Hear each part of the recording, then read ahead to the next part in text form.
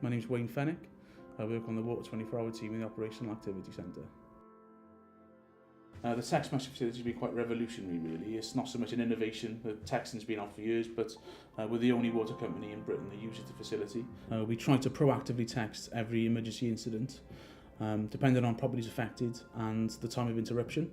Anything that's going to affect more than one customer for longer than 30 minutes should receive a warning text from us. Pre-using the text, we used to have to do a loud-tailed message on site. The inspector would have to spend his time driving around the area, providing the information over a loud-tailed message.